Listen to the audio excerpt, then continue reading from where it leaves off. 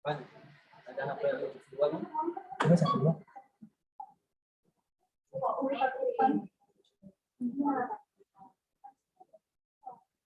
Yang foto siapa? Oke.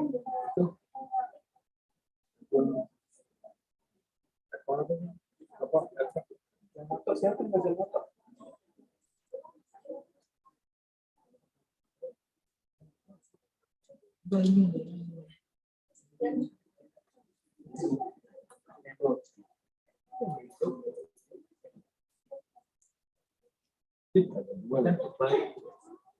Berapa?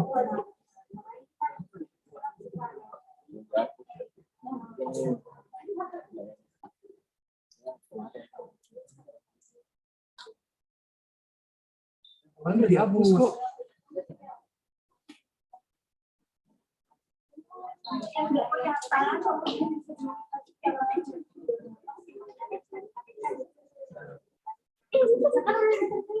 Semuanya kumpul semua di sana. Dokter itu mana?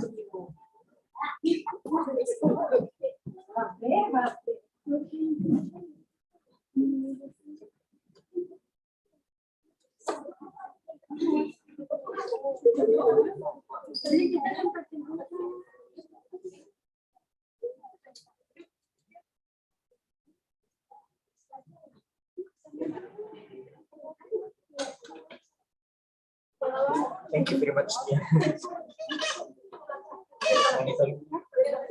Apa? Coba saya cek lagi.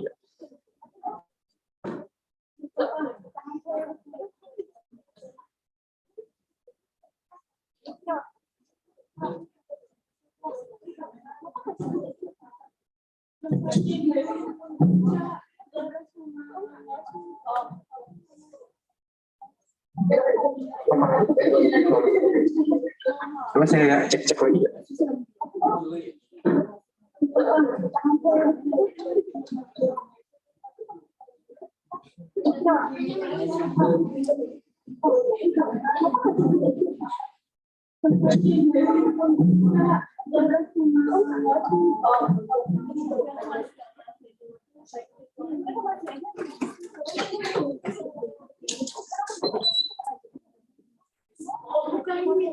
Jam 10.30 ya?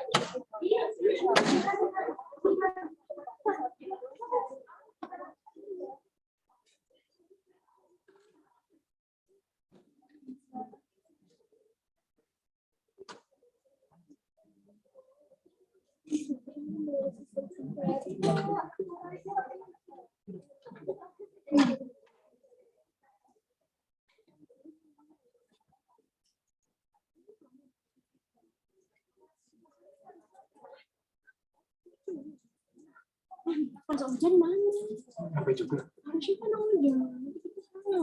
Iya, tetap ditemenin. Hujan. Iya, nggak apa-apa kan cuma ngomong-ngomong aja. Yang penting pas di jamnya, sidang silakan dimulai. Pas 10 menit, iya, sidang silakan dimulai. 2 kali, sidang silakan dimulai. Udah, kan nunggu 10 menit mau selesai aja. Waktu sidang 10 menit. Ya, mereka datang ya, isi absen dulu, cari itu deh, di 10 di atas, tinggal ngasih aja sesuai namanya. Yang penting dosen datang. Yang dosen datang absen. Kalau datang absen. Nggak tahu. Terus udah selesai 10 menit lagi, terus sidang 10 menit lagi. Dipersilakan untuk membimbing dan menguji menentukan nilai. Diulang lagi. Belum sih terakhir tulisin deh. Udah ya udah itu. Udah selesai. Sidang selesai pokoknya harus tepat waktu, nggak usah nunggu-nungguan. Harus tepat waktu. Mulai sama. Yes. Jangan lupa di timer ya. Ada lagi juga kok. Sidang silakan. 2 kali ya ngomong.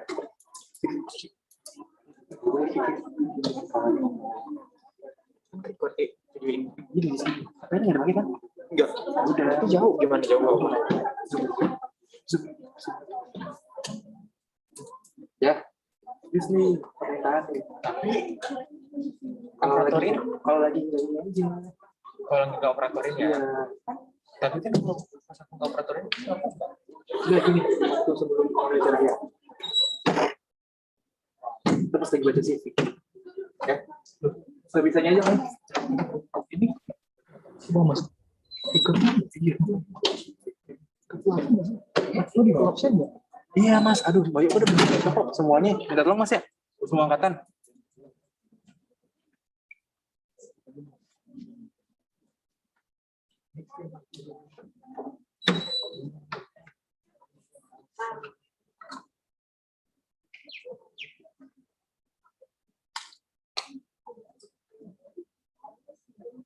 Ini yang lewat hati-hati ya.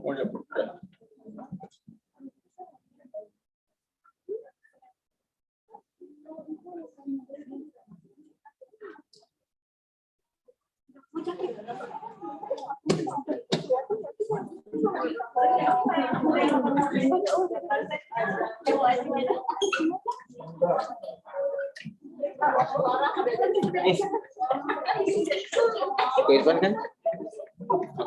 Ayo, saya kerjain dulu. Oh, sebelum di sini ya?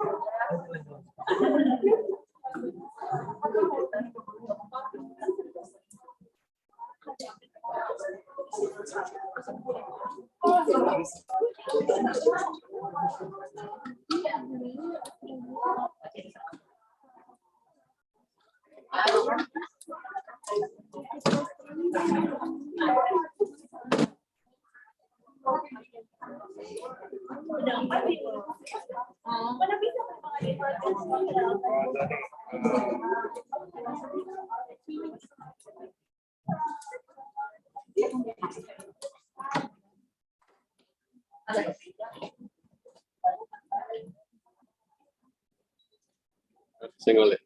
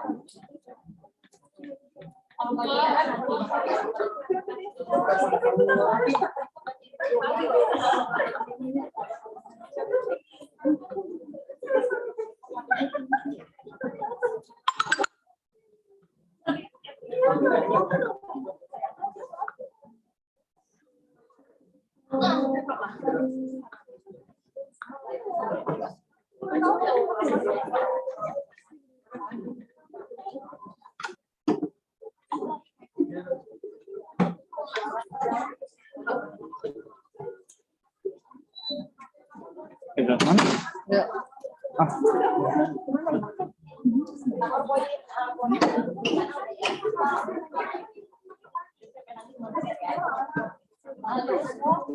Dokter Astrid, dokter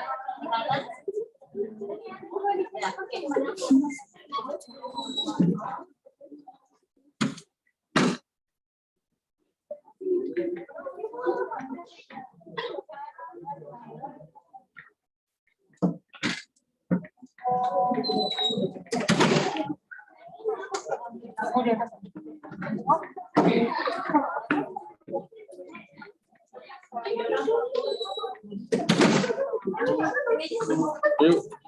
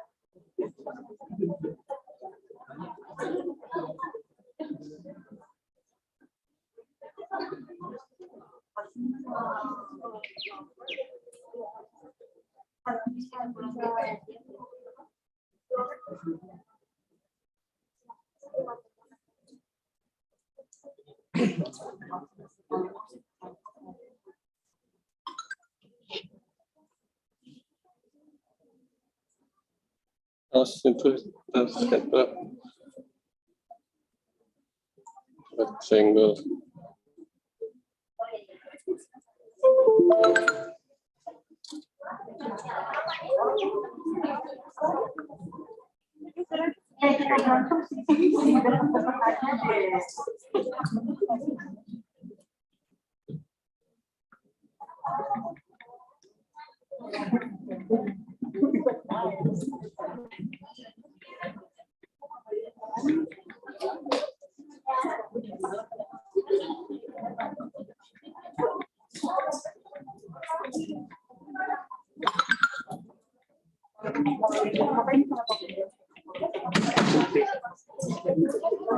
Saya ngeri aja, saya nggak akan saya jagain di sini. Senggol jatuh.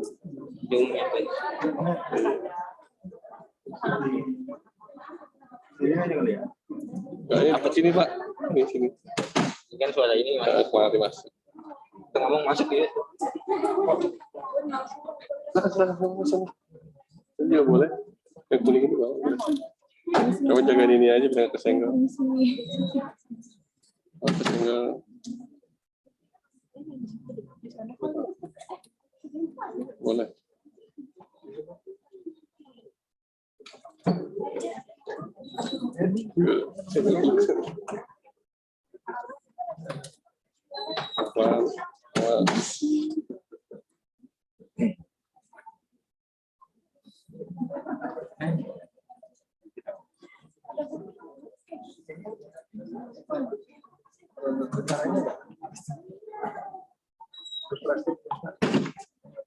Secara saya fotoin terus saya soalnya nggak dibuat secara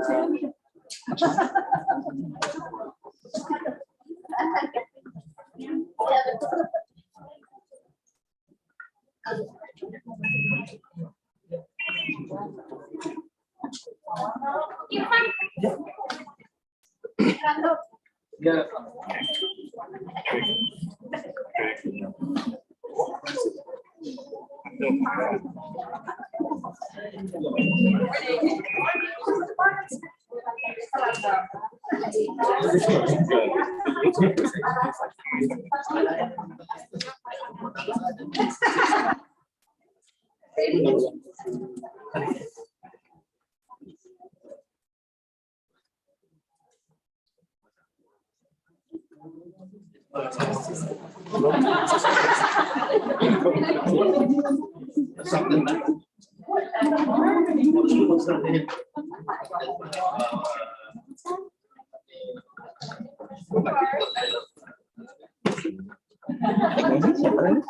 Siapa? Yudi sama Fajar. Fajar lantai 4. Yudi lagi masang whiteboard di wadik 1. Yeah, I see that.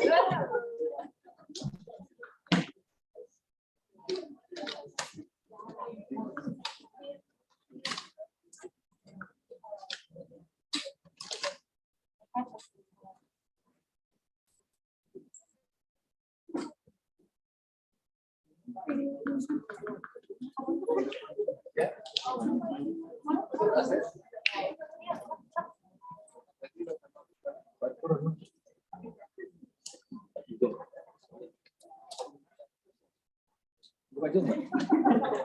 Apa rekor masuk?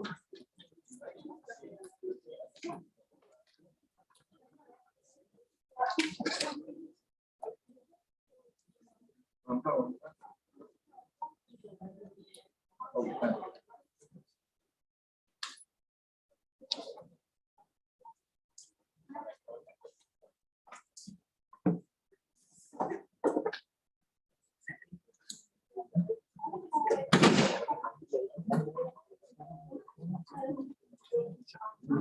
Belum boleh.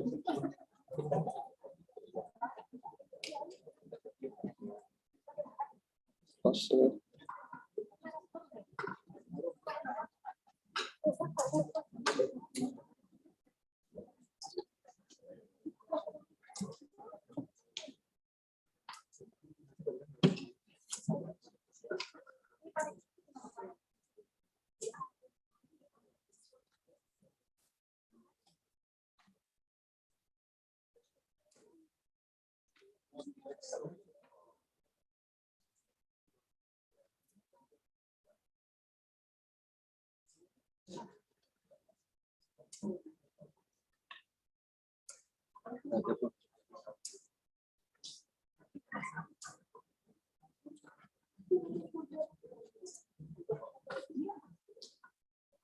Halo, belanjaan belum Pak Rekam?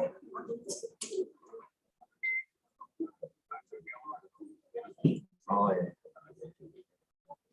Poin ya.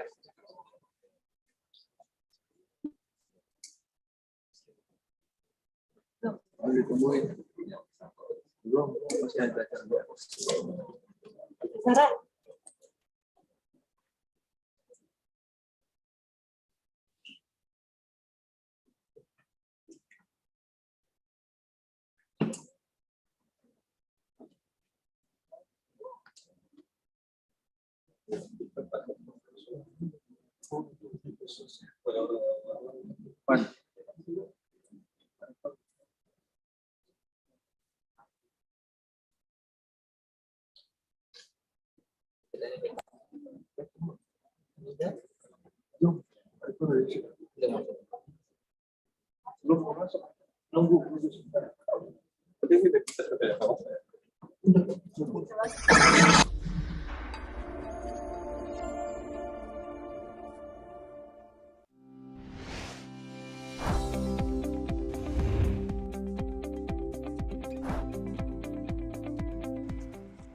Assalamualaikum warahmatullahi wabarakatuh.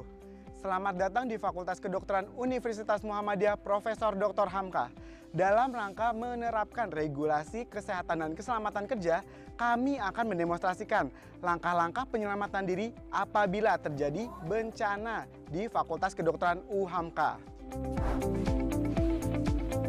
Untuk mendukung penerapan kesehatan dan keselamatan kerja, Fakultas Kedokteran UHAMKA dilengkapi dengan peralatan tanggap darurat seperti hidran, alat pemadam api ringan atau APAR, alarm, alat pendeteksi asap, alat pemadam kebakaran otomatis, dan juga tangga darurat. Ibarat kita nggak makan sehari, ibarat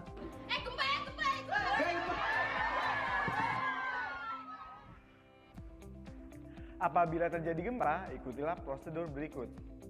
Pertama, jangan panik dan tetap tenang. Kedua, lindungilah diri Anda dengan cara merunduk maupun tiarap. Berlindung di bawah benda-benda yang kokoh seperti meja.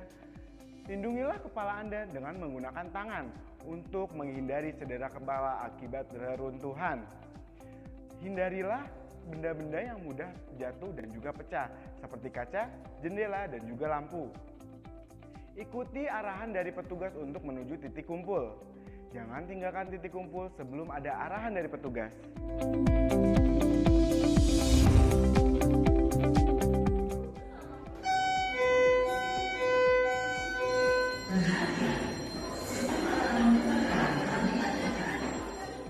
Jika terdengar bunyi alarm, tetaplah tenang. Apabila terdapat petugas yang memberi arahan untuk evakuasi, segera evakuasi diri menuju tangga darurat atau pintu keluar terdekat. Ketika proses evakuasi berlangsung, jangan gunakan lift karena resiko terjebak di dalam lift sangatlah tinggi. Setelah berada di luar gedung, ikuti arahan petugas menuju titik kumpul. Jangan tinggalkan titik kumpul sebelum kondisi menjadi aman. Situasi nggak kondusif, nanti ditindaklanjuti.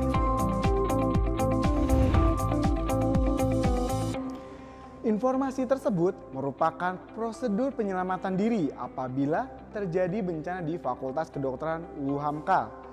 Berikut merupakan denah lokasi tangga darurat yang ada di gedung Fakultas Kedokteran UHAMKA.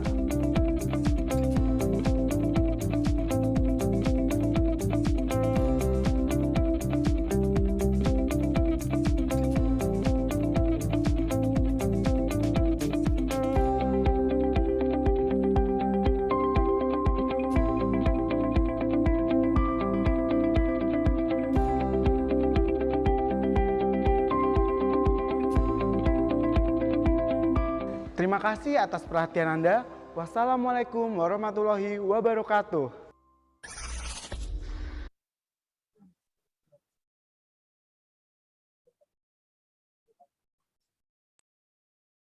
Bismillahirrahmanirrahim. Assalamualaikum warahmatullahi wabarakatuh. Good morning, ladies and gentlemen. My name is Muhammad Irfan Fikri. It's a precious chance for me to be your master of ceremony on this very special occasion. The Honorable Mr. Dr. Terwawang Estokarya Sp.OK Mas MHKes as the Dean Medical Faculty of UHAMKA and all of the audience.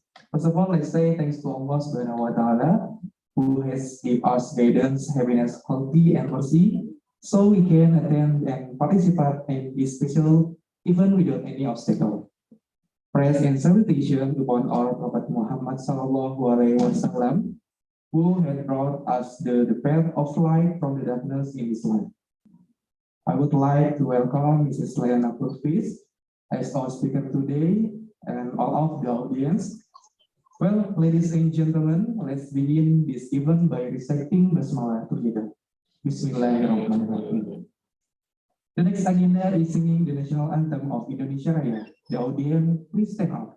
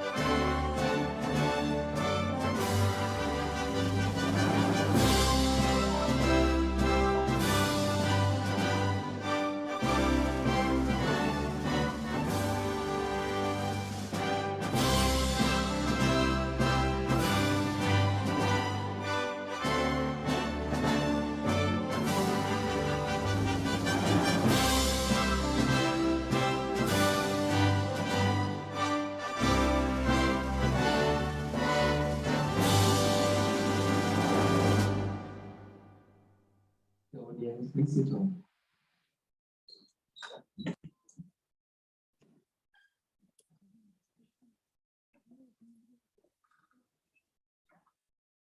Next agenda is main lecture by Mrs. Lailana Purvis and Dr. Astrid. Before it, I will read CV Dr. Astrid as the moderator.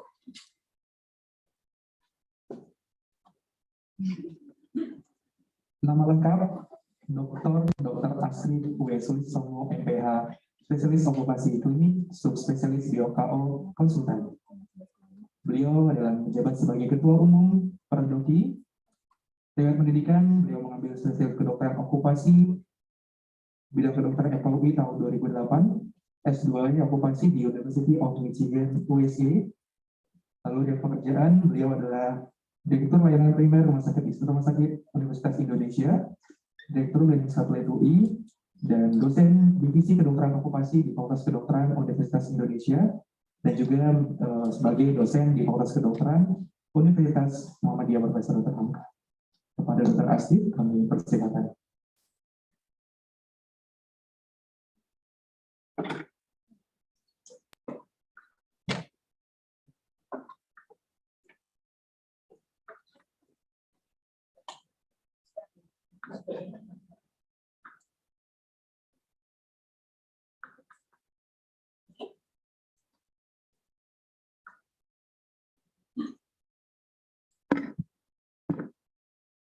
Assalamualaikum warahmatullahi wabarakatuh. Selamat pagi, salam sejahtera dan bagi kita semua. Semoga kita semua dalam keadaan sehat. Jadi hari ini kita mendapatkan tamu ya dari Belanda, Dr. Lailana Purvis, yang adalah dokter spesialis kedokteran okupasi, tapi selain itu juga dokteran untuk asuransi. Jadi di sana ada spesial untuk asuransi dan topiknya adalah bahasa Indonesia ya, mengapa penting ya kesehatan kerja itu dalam kita melaksanakan praktek sehari-hari sebagai dokter. Mungkin saya boleh buka masker ya, kan cukup jauh ya. Jadi sesek pakai masker.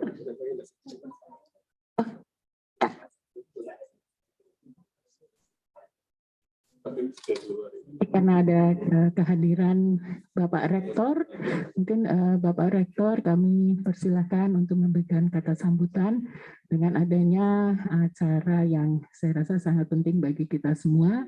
Saya persilahkan Pak Rektor. Jadi kami persilakan kepada Rektor Universitas Muhammadiyah, Profesor UHAMKA. Baik, terima kasih Ibu. Assalamualaikum warahmatullahi wabarakatuh.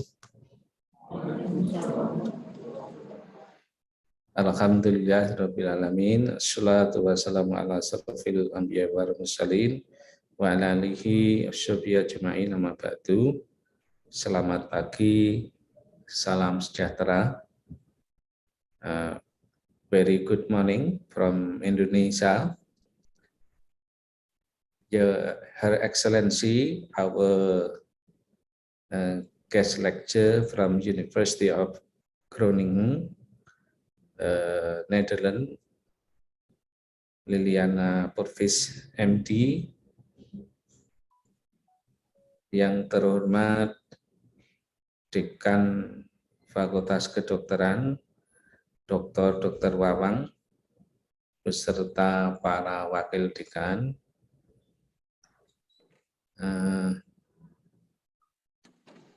teman-teman sejawat dosen, khususnya dosen Fakultas Kedokteran, serta tenaga pendidikan Fakultas Kedokteran, dan lebih khusus kepada para mahasiswa ya, Fakultas Kedokteran.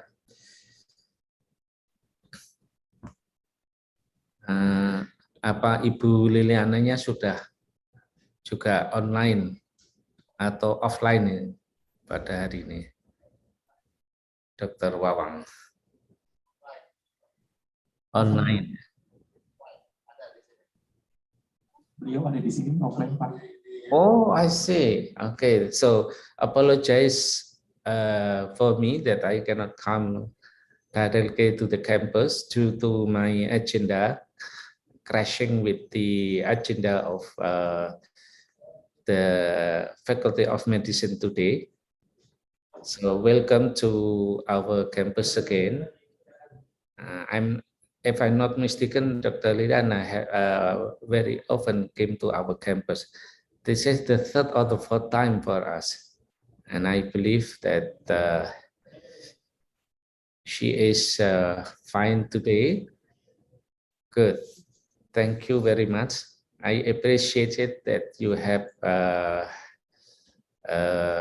your willingness to come to our campus today, especially to our Faculty of Medicine. Terima kasih Bapak Ibu sekalian.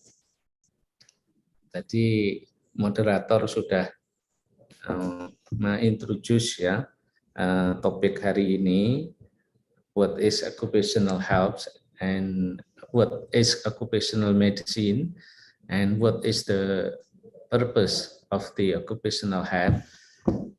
Saya rasa Bapak Ibu semua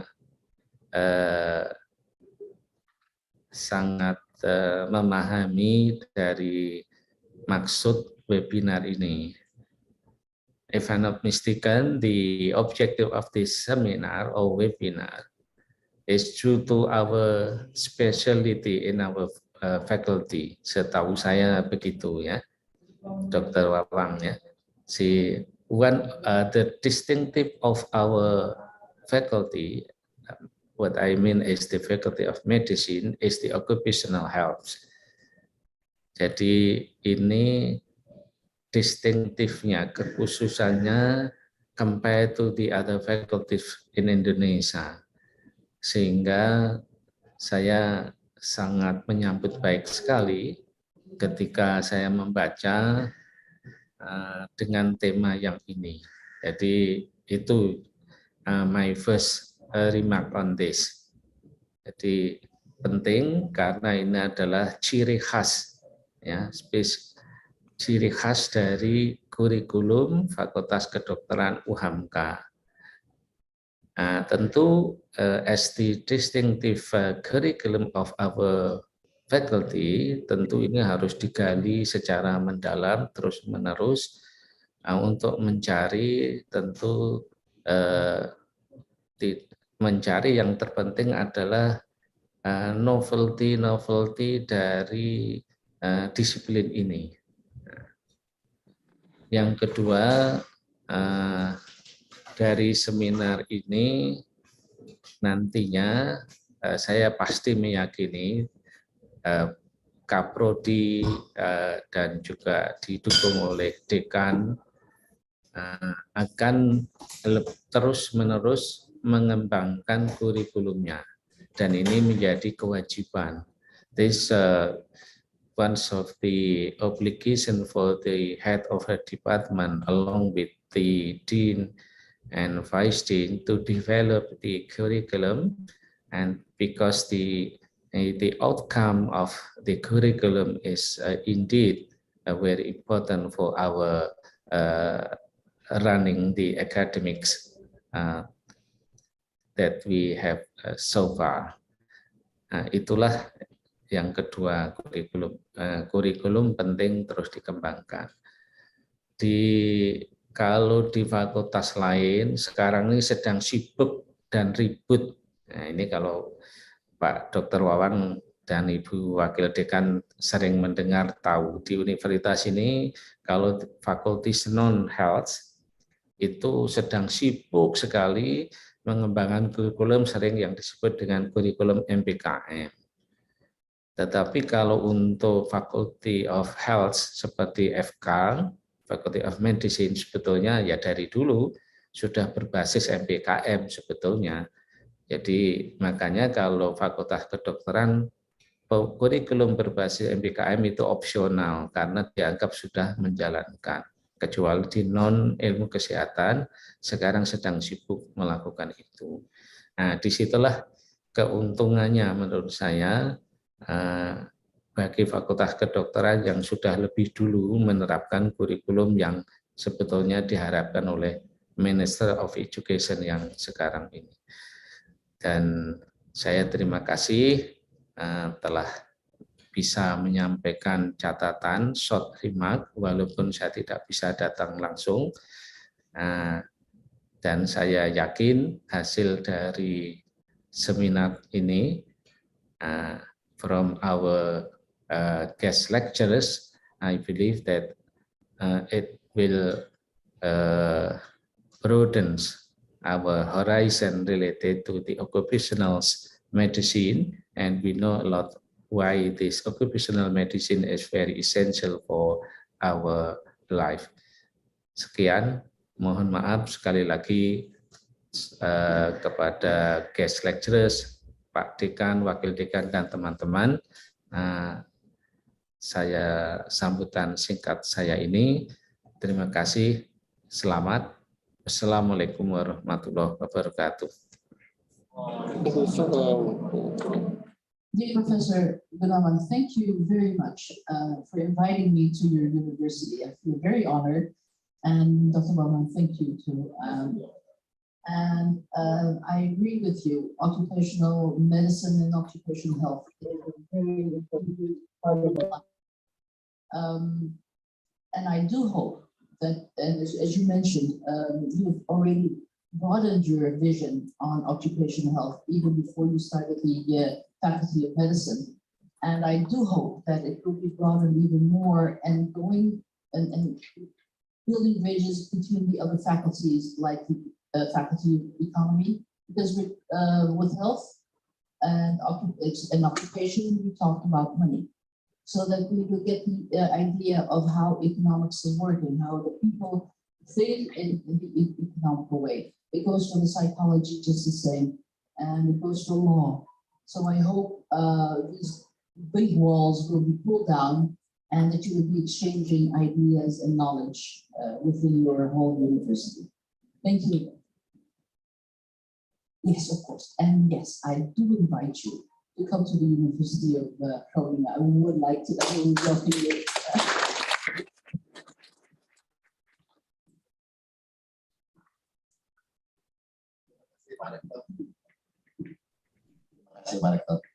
Terima kasih. Saya Saya izin langsung ya Pak Dekan.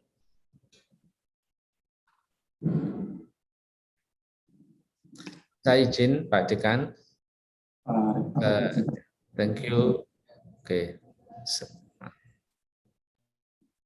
Selanjutnya kami persilakan Dr. Astrid untuk memimpin dari sesi materi ini.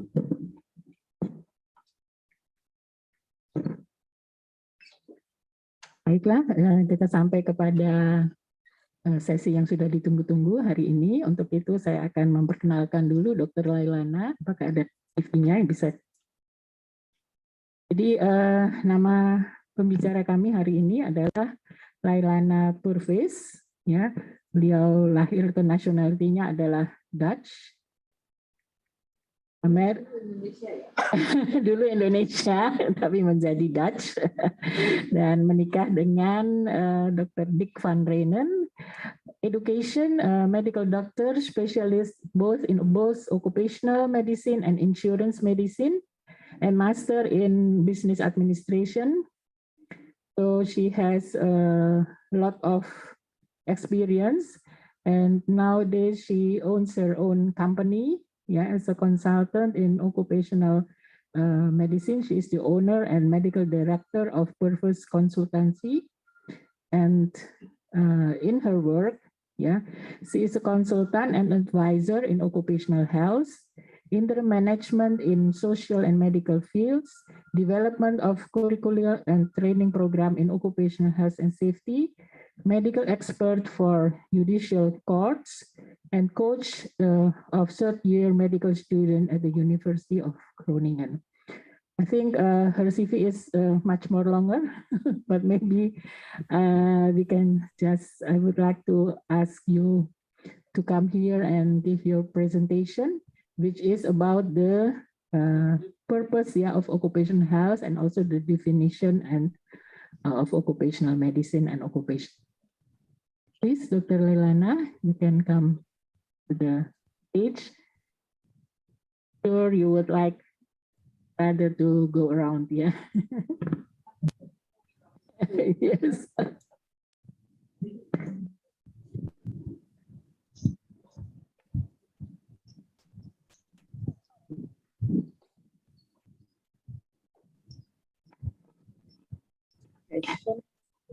please do. Good morning, my dear students. And thank you for coming here today. And as I mentioned, I'm very honored to be in your medical faculty again, thanks to your dean, Dr. Wabang. And some of you know me before, some of you haven't. And today, may I remove my mask? Well, because it's great. I'm not used to wearing masks anymore. In the Netherlands, we don't use masks anymore for the past 2 months. But you see, with the COVID, you see the numbers are going up. But the good thing is that the hospital admissions are not going up. Actually, they're going down. Do you know which COVID variant is active now in the world? Which one? Siapa? Omicron, yeah? Tapi? Which one? Which mutation? Yes, BA4 and BA5. And what we see that the hospital admissions are easing up, and it's slowly but surely going down. The healthcare sector is not being overloaded anymore.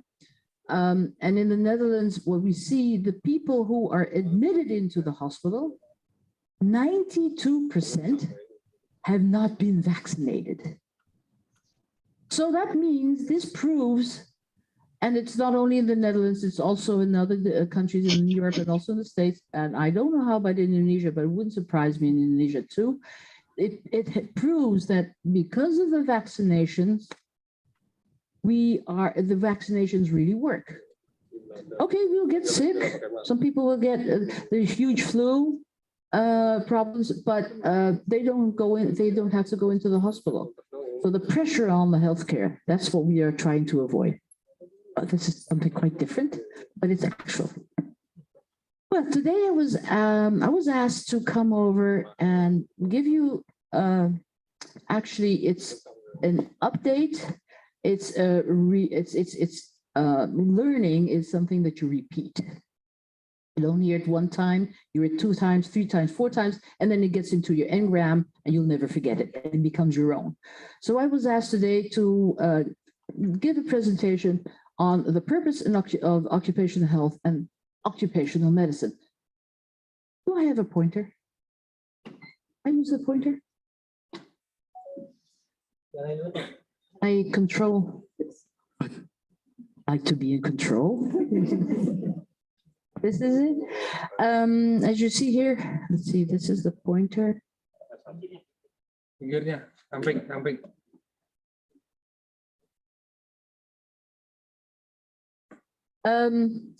I hope that all my presentations, I hope you're welcome to use them and to have them. So you see my name, you see my email address, and I don't see my telephone number.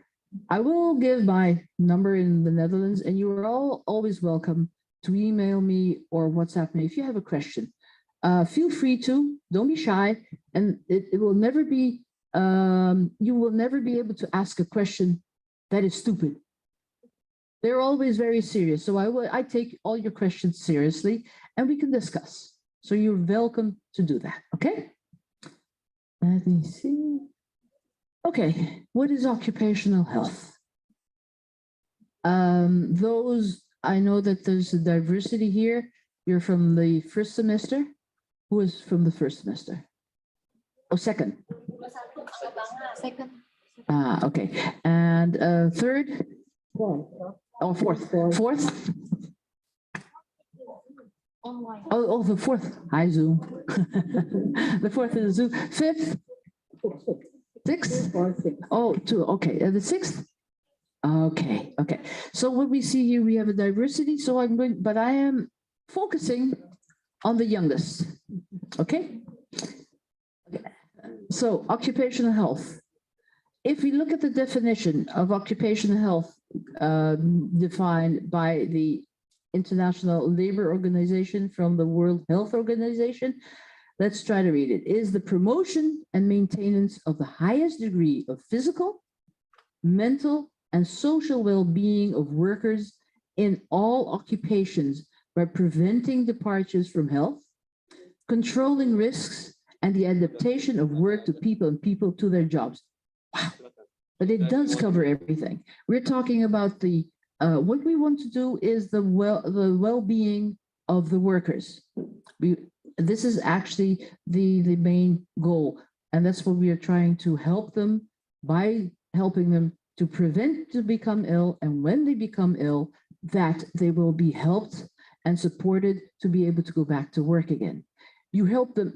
Actually, the difference between occupational health and medicine and with the rest of the medical biological specialties is that you don't treat them for their impairment or the medical problems, but with the medical problems that they have, that you see what are the possibilities that they still can participate in work. So that's the difference. So risk and hazard. We have to make a difference because they were talking at the ILO, they're talking about risks and hazards. So the risk, what you have is, here we go. So, how do I go back?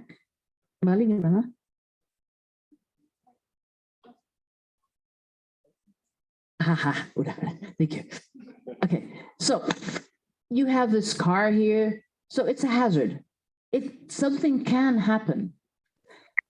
And risk, so this is that hazard, is this person underneath. What's up?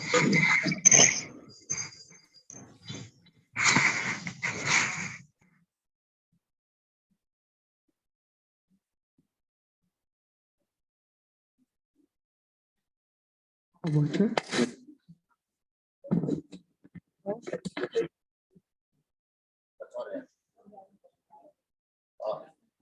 Baik.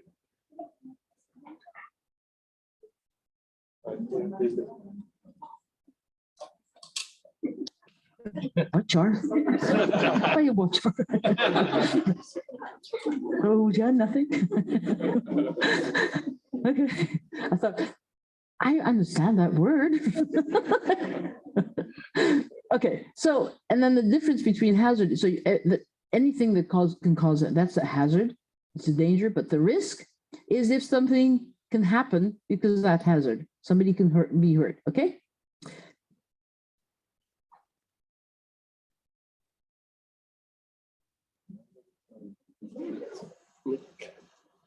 Okay.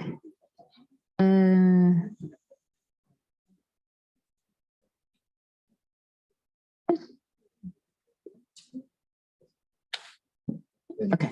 Well, anyways, health hazards at work.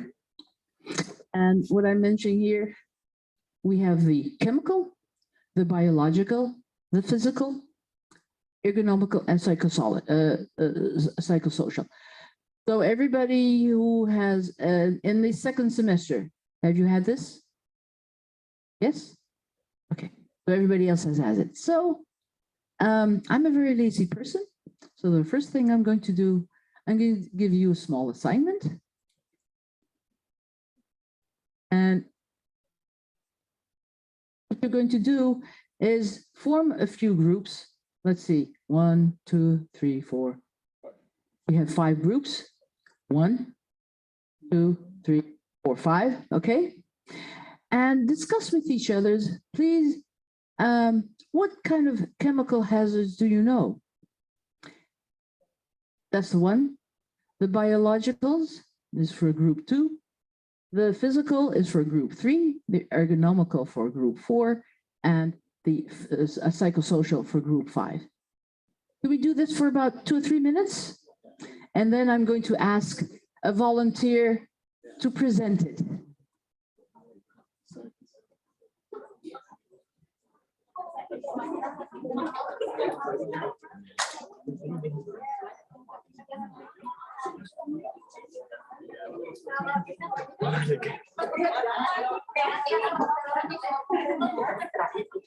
Kalau saya mau kembali satu yang ini. Oh ya, oke.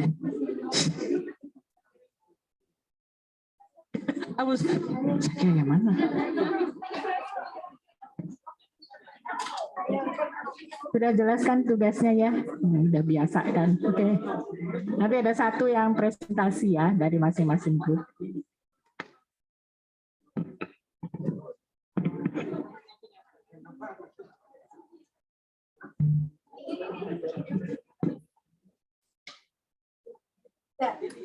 Try to name for each one of the hazards, the groups, about 3, 4, 5.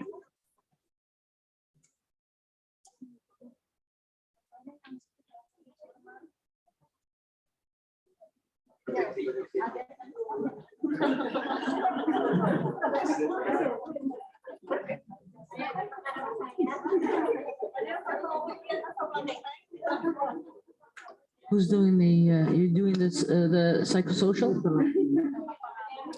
You? No, you have to join them.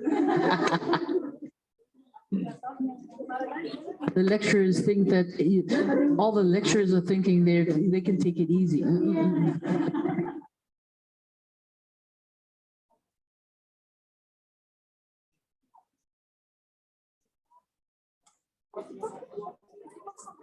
Sudah?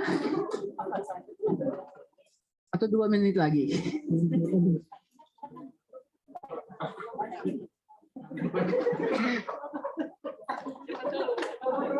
Now you see what you see from the youngsters, what they do immediately, they grab their HP, Mr. Dr. Google.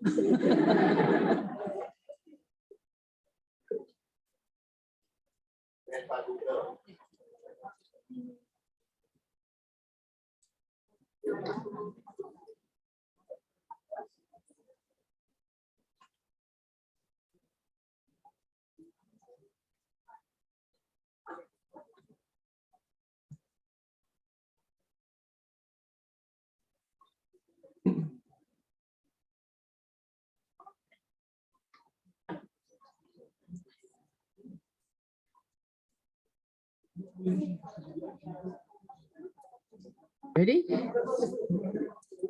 May I ask from the first group, somebody to tell me some of the chemical hazards they know? Otherwise, I'm going to give it to a volunteer. Force a volunteer. 2, 3, 1. Okay.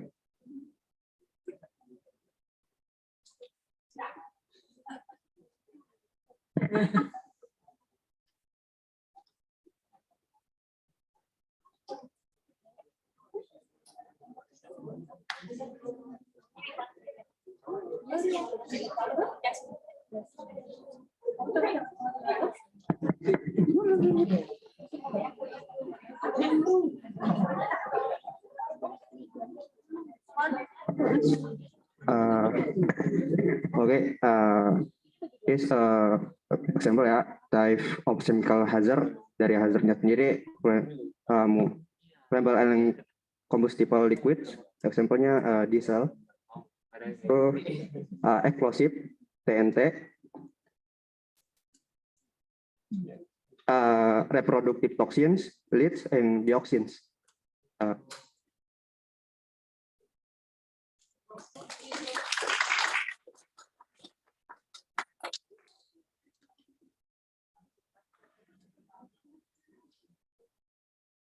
Especially diesel.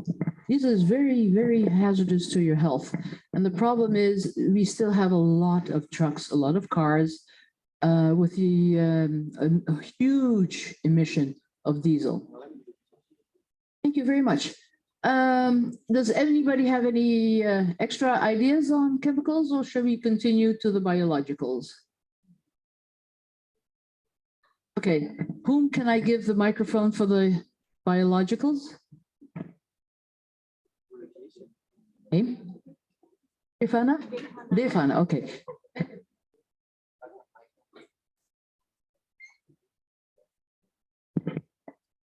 So for biological hazards include viruses, bacteria, insects, and animals.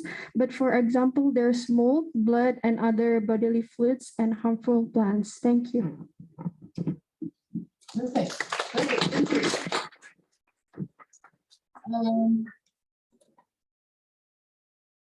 Anybody else? So everything that's living is biological. Just remember that.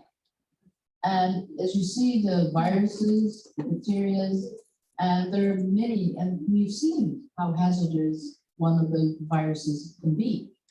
It's just changed the whole world. It put it just right upside down. Anybody else? Okay, then I have the next group. How about physical?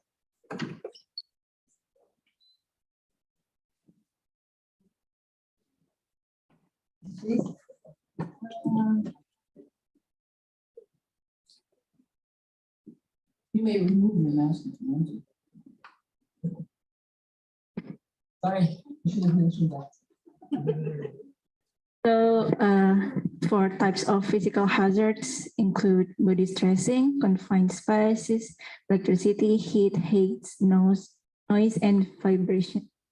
I think that's it. Yeah. Very good. Thank you. Did you know that by heart? Did you know that by heart? Naingat atau belum? This is something, these are the things that you mentioned. Those are the things that really keep on repeating them, because these are the things you have to have in your head. Okay? Great. Thank you. Did you understand, everybody? Okay, got it, got it. Okay, so the next, how about the ergonomical?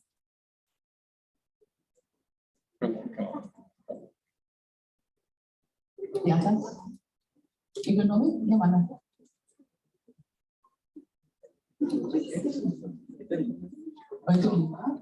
Yang 4?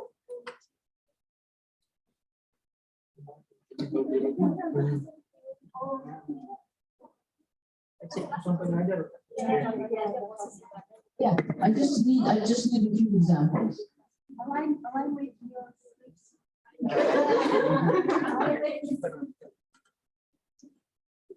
You can remove your mask if you want to. Okay, thank you. For example, like you sit too long and your position is too flexing about maybe 70 degree flexing to flexing to forward to maybe like 70 degree. Yeah, maybe just it because it's from my scripting. That's it. Thank you. Research is on that. Good research. Good research. How about other economic factors? So everything you do with your body, stand up, sit down, move up, bend down, those are economical situations. So remember that it's everything you do that the people do. It could be a hazard for their backs, for their arms, for their knees. Okay? And last but not least, how about the psychosocial problems? As I know, the psychosocial hazards are factors in the design or management of work that increase the use of work-related stress and can lead to psychosocial or physical harm. It can also bother the presenteeism and absenteeism of workers. The examples are work-related stress, lone or remote working, bullying or harassment, fatigue, pressure from boss or seniors, and overwork assignments. Thank you. Very good. Very good. There's another social problem. How about night shift work? Remember that night shift work is really a big problem. And it causes a huge disbalance of your body and mind. Thank you very much. You guys are great. Okay, let's continue. So I give you the assignment. So what is the occupational, I'm just skipping occupational health. We're not going to talk about occupational health in general. What is it's part of public health. And there's a big, I mean, public health and occupational health, it's very close to each other. They intervene in every which way. But then you are all going to be doctors. We are going to be colleagues, and we are going to do something about occupational medicine. It's part of occupational health. It's one of the professions of the people who are working in occupational medicine. So it's the branch of medicine dealing with the prevention and treatment of job-related illnesses. Okay, so we're not talking about the running nose, but if the running nose is going to affect the work, then here's that. Then it's your job to help the patient. What I would like to do is medical. Everybody was like occupational medicine, company doctor. What is this? I'm going to study medicine. I'm going to be a gynecologist. I want to be a surgeon. This is really amazing. And what we see in Europe, especially in Europe now, and even especially in the Netherlands now, we see that a lot of people who are specialists in other specialisms, in fact, they slowly but surely think, why am I actually doing all this? And I have gynecologists, I have neurologists, I have psychiatrists, I have surgeons, I have general practitioners who have decided to change their profession into occupational medical specialists. And why? Because the ranking of the medical specialism, it's the occupational medicine at this moment in the world, it's top 3 for satisfaction and happiness. Number 1, dermatology. Number 2, ophthalmology. Number 3, occupational medicine. And why? In occupational medicine, the doctors have the lowest presentation of burnout. I hope you will stick to that. But it does. It's something to think about. Okay, the history of occupational medicine. I'd like to just go real fast through the history of occupational medicine because It's been here for many, many years. We're not talking, yes, in Indonesia, Dr. Astrid, 2003, after her, we have occupational medicine here in Indonesia. Thank you, Dr. Astrid.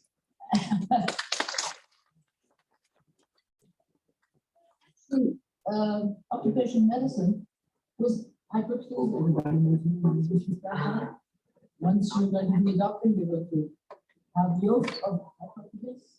So he actually, so it was before guys, he already discovered the link between lead poisoning and minors.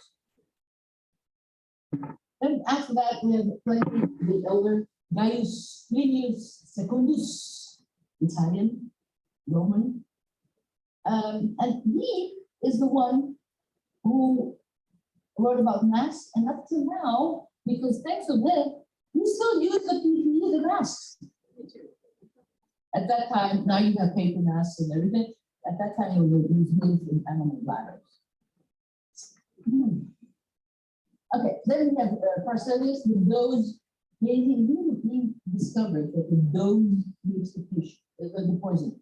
A little bit. Will harm sometimes. It's going to give you one. And actually, that's what you all know what the maximum allowed concentration is. So if you have mercury, or you have lead, or you have all kinds of toxic disease, and you have the of chemicals, there's a MAC value. The only thing is there's the MAC value for your health, because it's going to harm your health. But there's also an economical thought. If the MAC value is going to be, it depends on the level, which is permitted. So if the economy wants to be able to use this certain material or substance, then the MAC goes up. So there's a difference between thinking about financially and what is it going to harm, how many people is it going to harm. Sometimes money, for many people, more important than health.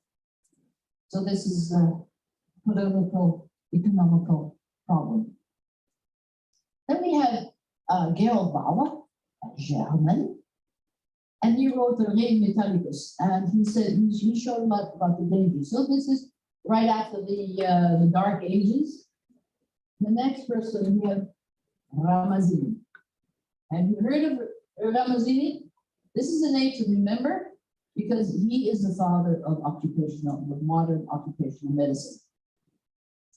And what he did, he wrote about diseases of workers. He mentioned 92 different diseases of workers and described things like dust, chemicals, metals. So you see, in the 18th, well, at the end of the 17th and beginning of the 18th century, people were thinking about the workforce and what are the dangers of the work they do. Then, after that, we have, he said, an ounce of prevention is worth a pound of cure. So the amounts of what he represents. So remember that the more you have harmful substances, the bigger the hazard. And then we have Percival Pot in the 18th century, chimney sweepers, the people who cleaning the chimney. He found out that they have cancer of the scrotum. Scrotum, right? Scrotum. But because the soot, the black particles, that irritates the skin, and it irritates the scrotum, and they get well, infections, and after that, cancer of the scrotum.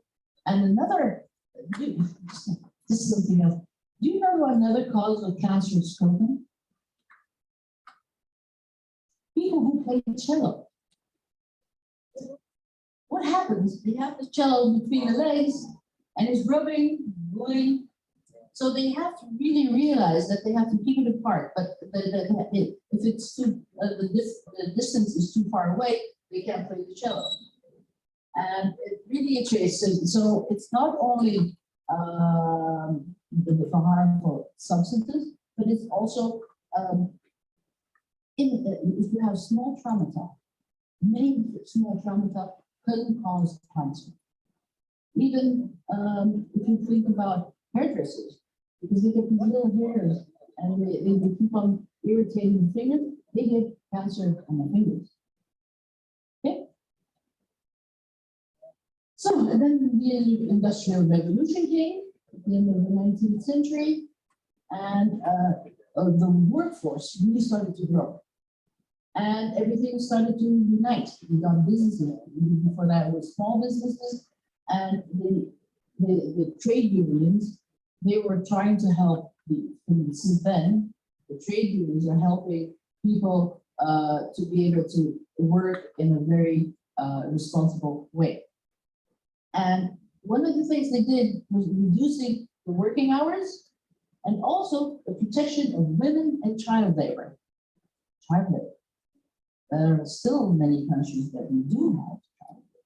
So the International Organization of Labor Organization, World Health Organization is trying to help out all countries to terminate child labor. Everybody under 16, but still it still is a big problem. And I think that in Indonesia it's not as much as a problem as in India, but the problem is there. And let me see some of the milestones. We always have to see regulations and law. The thing is, people will do something if there is a regulation or law. You hope. If there are no laws and regulations, they're not going to do it. They'll always try to avoid and try to beat around the bush. So what happened was that, so as you see, in 1906, the first one to be opened up is the International Commission of Occupational Health and Safety, the ICO. 2008, we see the first occupational health clinic in Milan. And in 2019, it was right after the First World War, we had the International Labour Organization. And what do? They are trying to help the world to make regulations, very general regulations, but every country has its own regulations. And so it's really important to know what the law and the regulations are, but they are based on these three commissions. So, what is an occupational physician? Occupational specialist. In Dutch, it's bedrijfsarts. In German, I'm Betriebsarzt, right? So what do? We have surveillance of works, health, in relation to it. So you do checks, you do checkups for in relation to work. Okay?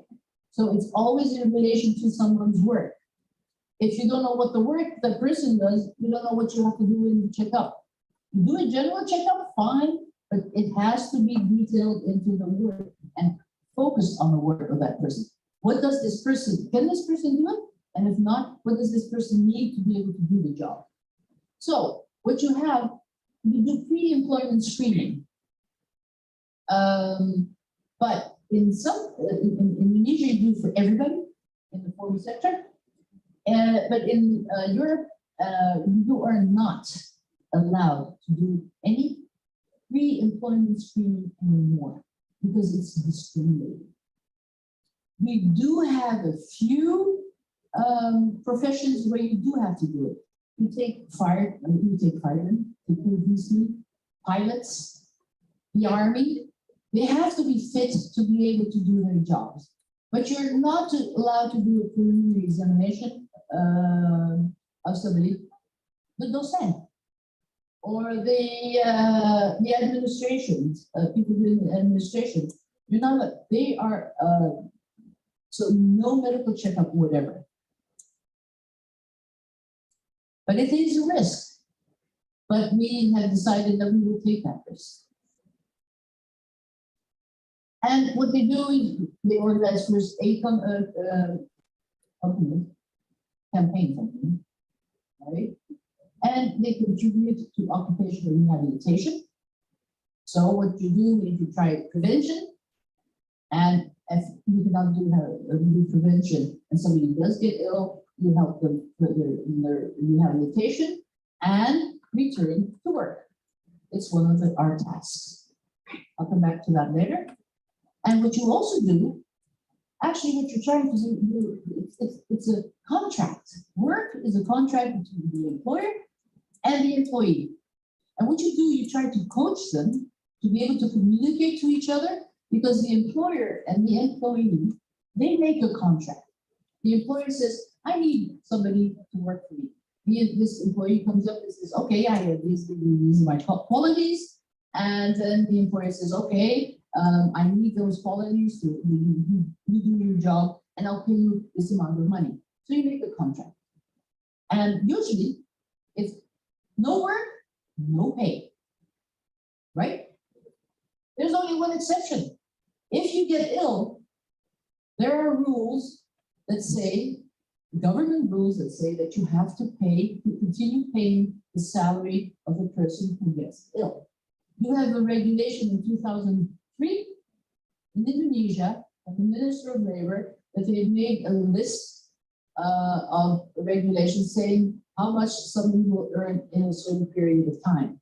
It's like something, if I remember by heart, the first 4 months, 6 months is 75%. And then slowly but surely it goes down until the person is dismissed or back to work, which the latter we do hope. And you're also an advisor. What you do, every company has healthcare management. And as an occupational physician, you will help them to improve their healthcare management. How do you improve the working circumstances? How is your how can you stimulate the people to be committed to their work, to the company, feel at home? And it's very important to try to make the best companies are the companies that manage to form a side. Everybody feels that they're part of the company. They belong as one big family. So what do they do? Return to work assessment, as I said, you give advice, you work in multidisciplinary teams, and if somebody is going back to work, but they have a certain disease or they have especially chronic diseases, sometimes they cannot fulfill all the tasks that they used to be able to do. And then what you try to do is you try to help them, the company, and to discuss what are the alternatives for this person to be able to work even though they have health problems. And the people in the multidisciplinary team,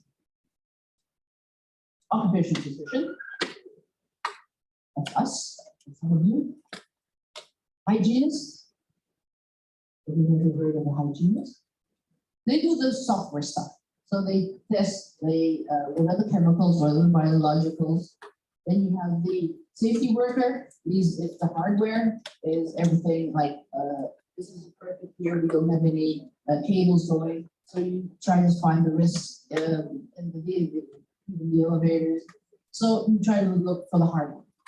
Then you have nurses, psychologists, but also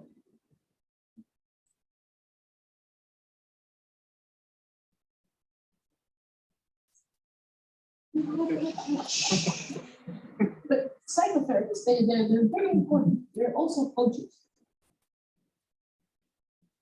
Okay, so what we do, we give education, we coach.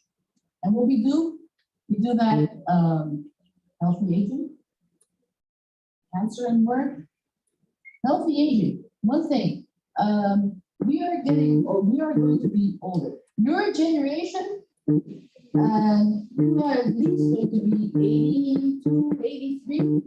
In Indonesia, 84. At this moment, do you know what the age is in Indonesia? The average age? How old can you average become in Indonesia now? 72. In Europe, it's 83. In the Netherlands, it's 83. And it's going up. And they expect that a lot of people in the world in 2050, after that when they get bored, they'll be like somewhere between 95 and 100. So these people are going to be on this earth for a long time. So it's very important to be able to age in a healthy way, because the quality of life is more important than the quantity of life. If you have a very bad health and you become real old, it's going to be a real time. And it's going to be a big burden on the person, but especially a big burden on healthcare. And cancer and work. Cancer, like 20, 30 years ago, you have cancer, done. Done. Gone. Now, it's a chronic disease.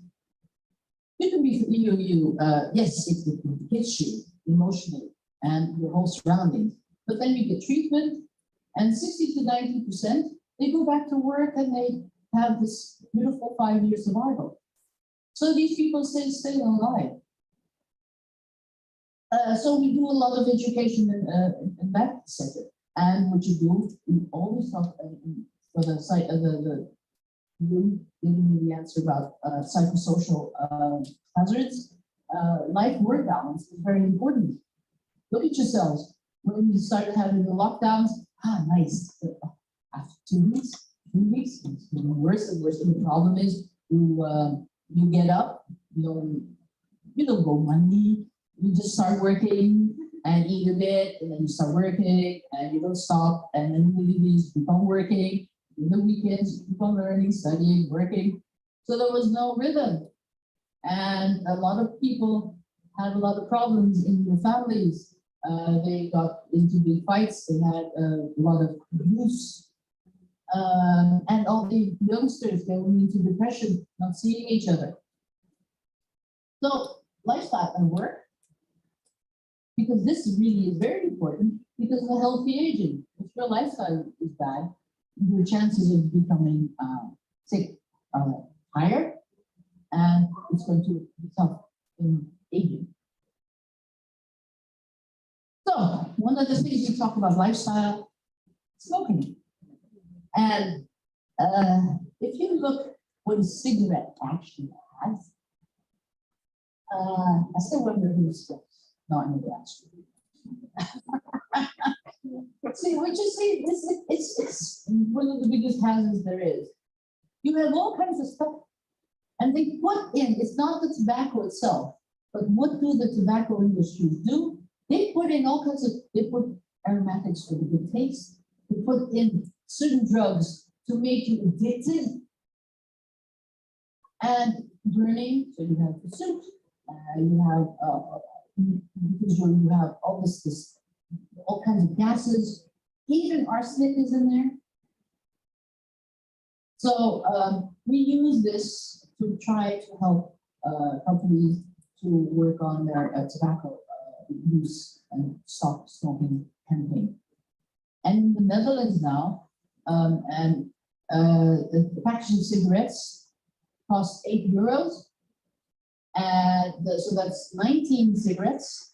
And in 2030, this package is going to cost at least €30, which is, what is it, times 15, 45, 450, yeah.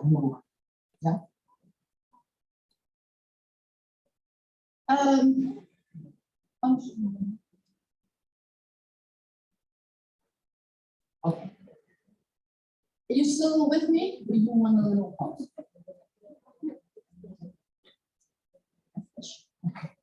International Classification of Functioning Disability Impact. Who has heard of this? Siapa? Ever heard of it? Has it been in your curriculum? In one of the lectures? It's the ICF. What they do is, we're working with this, because what it does, I'm going to show you this. What you have here, so you have the model. what we have, we're talking about health condition. Okay, you have this person, and what can happen? You can have problems, body structures, you have the impairments, so the physical, what we were talking about. You have limitations in what you can do during a certain day. Then, what is another influence on not only the illness that you have, but it's also the person, the individual. What is the motivation? What is the reference that the person has in his mind about illness? And another thing is that the environment is physical, but also social. It's the attitude of the person, but also the social impact. If you have a man who gets a heart attack and the family is very supportive in a positive way, that person will recover sooner than everybody. Oh, don't move, don't do anything. I don't want you to die. And this person is not exercising, is not actually recovering. So you see what the influences of the family, but also the environment is your social environment at work. You have the co-workers, you have the employer. If the employer understands you and is listening to you, and your co-workers are working together with you, you will recover better and they show interest than those at the moment that you're gone, nobody's showing interest. And then nobody's asking you about work, and then all at once when you want to come back, actually it's already done and fulfilled, and no new people like, so I was working and what was I worth? So slowly, but if you don't get into depression, then you do get into depression. And then what you, sorry. So what you see is participation, what I was talking about, and also the personal factors. So what we do in the ICF model, when you're talking to a patient, you're not only talking about the disease, you're not talking about the illness, you're talking about the impact of the illness, but what you have to do, you have to split it up. What are the problems in every single sector? And that's what we use this for, so that you get to know the patient better. So then you can make a survey of what does the patient need to have to be able to become healthy again, or to participate, or to find a new balance. And it's not you, the doctors, who are going to tell this person, you do this. Today, you don't do that anymore. The doctor has knowledge, you can analyze, but when you do it, you're talking to the patient, you're making the decision together with the patient. You are going to give the patient options. And if you have a certain medicine, you will have to advise them why and explain why they need the medicine. Because if they don't, they're not going to have to find the reason, and they will not have commitment of taking the medicine. So you have to explain a lot of things. So we as doctors, nowadays, we have to take more time for patients. And that's immediately a question that was always been asked. Yeah, Lailana, sure, you can say that, but time is money. In the Netherlands, I, as an occupational physician, one patient, 1 hour. Everybody, oh, I just raised my fee, so it's okay. And then everybody says, but how can you do this? But if you do it for like, you have 20 in an hour, you're going to miss out a lot.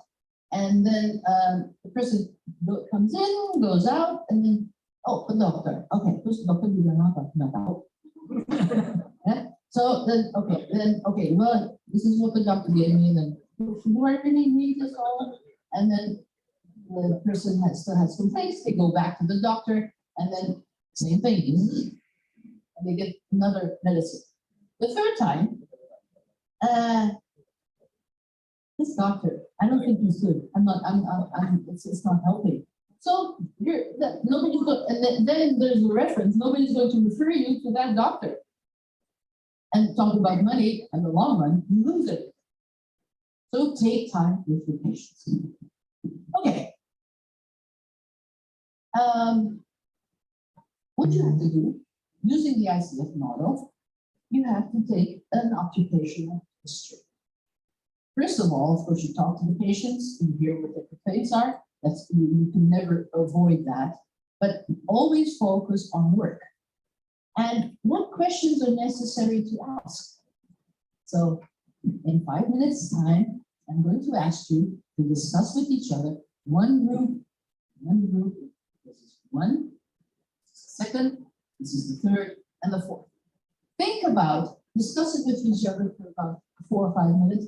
What are the main questions what are questions that I really do not want to miss?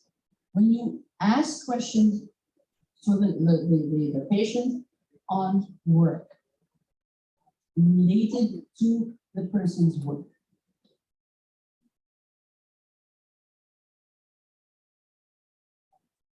Have question? You understand my question? Sudah jelas ya. Jadi apa sih pertanyaan yang mau diajukan kalau melakukan history? Tanya.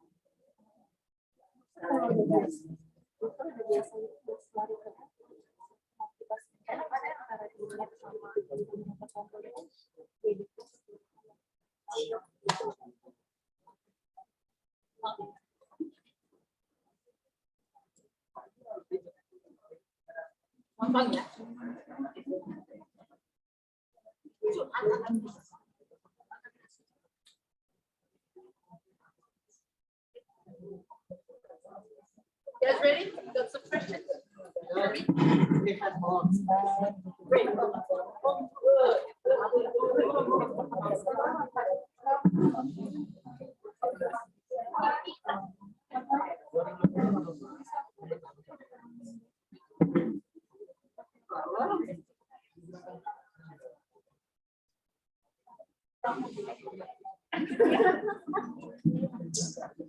Everybody ready?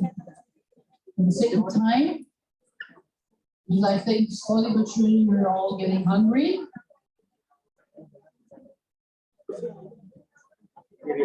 May I ask, the last group to help out and tell me, just give me give the others a few examples of the questions that you would like to ask.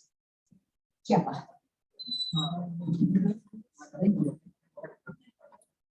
The first question to ask to the patient when come to our practice, it is, what is your job and how long have you been working?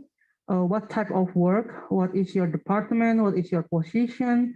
And if you are a machine operation, what is the machine of your operating?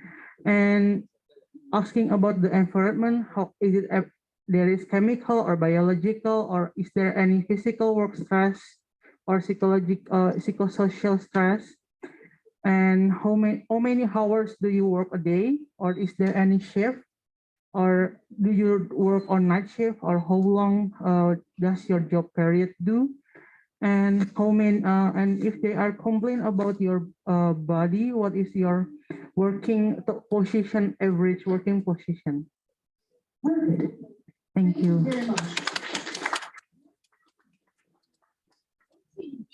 Does this group have some extras? Can you help the group? And it's also good to repeat. By repeating, you learn.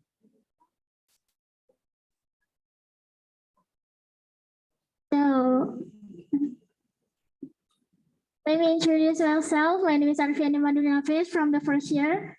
So, first one, what kind of the job? And the second one, how long did you work in a day?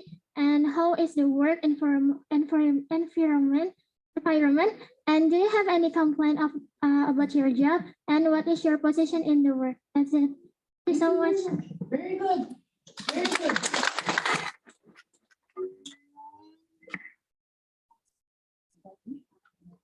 Anybody? Okay, this group, can I ask you?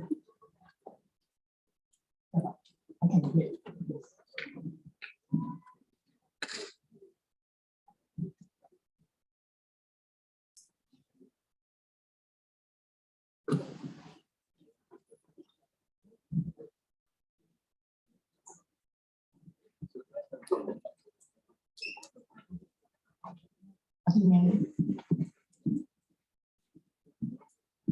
Thank you for the opportunity. My name is Alicia from the first year.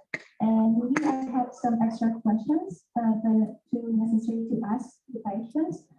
Are you all workers exposed to anything that can be inhaled and ingest or absorbs into the body? If yes, what are those the chemicals are? Okay, thank you. That's all.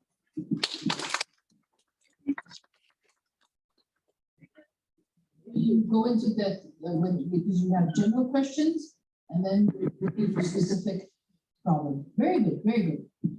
And last but not least, ladies and gentlemen.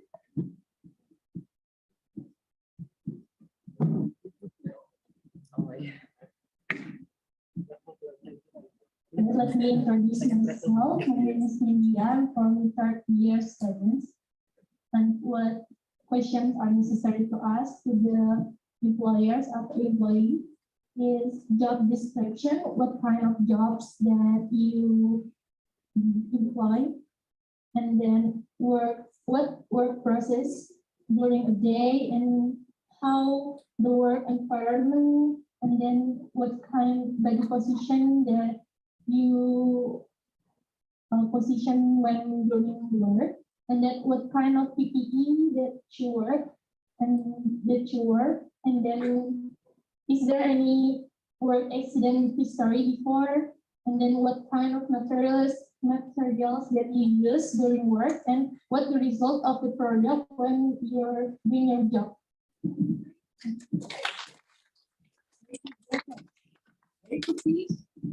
And so, what is your job?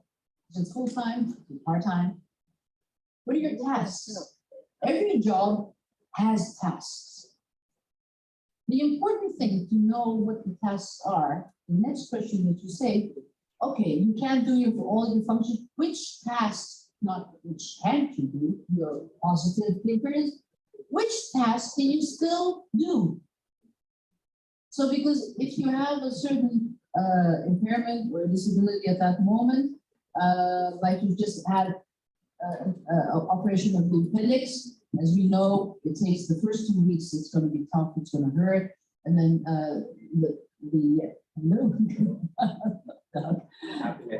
nice to meet you again.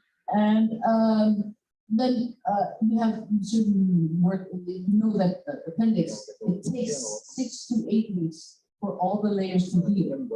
And so people are working in very heavy industry, bending down, picking up things. It's going to take a little longer than the doctor who's going to his office or the somebody in the administration in the banking business. So there's a big difference. You have to know exactly which tasks are the problem and which tasks. You have to know which tasks that people are doing. Okay. So would you ask whether the impairments in your work, not at home, we're not talking about home, we're talking about work. And you also have to know the person's situation. Because sometimes people will come in with, I'm stressed out, I'm going to burn out, I don't feel well, some depression, whatever. Maybe they have a heart flutter, they have headaches, but what is wrong? The problem is maybe at home because the wife is ill, child is ill, they're having a divorce, whatever. So you have to, if you know the situation at home, then you have to be able to split up. Is it a medical problem or is it a social problem? But sometimes social problems can cause medical complaints. Got it? And of course, as mentioned, the environmental pollution in the area. Because you could be living very healthily, but if you're close to a coal mine and all the stuff, all the dirt and everything, and all the poisonous gases are going through the nice little river, you live along the river, and you have this little tanam with some nice vegetables and everything, you can get ill. So look beyond, okay? And what we do, actually, we call it WARP. We always love trying to make abbreviations work. Okay, activities. Referral. So do I refer them? So what kind of work? What kind of activities does the person do at work, but also anywhere else? And as a doctor, do I have to refer this person to another colleague? And the fourth is prevention. How can the person prevent the problem that he or she has right now? Because that person might, we hope a person will be fit to go to work again and have no medical complaints at all. But how to prevent that person is going to get it? If the person keeps on working this machine, I had this one. I was working for Hunter Douglas, and what they make the Luxaflex. You know that? And this was one man who's sitting there. The only thing he was doing was putting up and down, up and down, up and down, up and down, up and down. He was doing it like 1,000 times. And yes, he had complaints from his arms. And why do they do that? Because you can use a machine. But the problem is it's irregular. The machine does regular things. But a person who has the Luxaflex, you know the Luxaflex in the shades that you pull up and they go up and then they go down, that's the Luxaflex. So the shades for your windows, yeah? But some people are strong, and other people go very slowly. So he does all kinds of diversity. So he had big problems. And okay, then he goes home, 2 weeks, no problem, comes back, has the same problem again. So what would be one of the solutions? 5 minutes. What would be one of the solutions to this? How about having other colleagues do it too?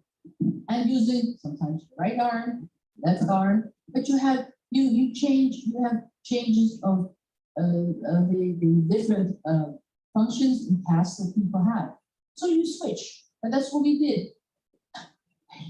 So this is what I'm being paid for. To tell the employer, you know what we're good?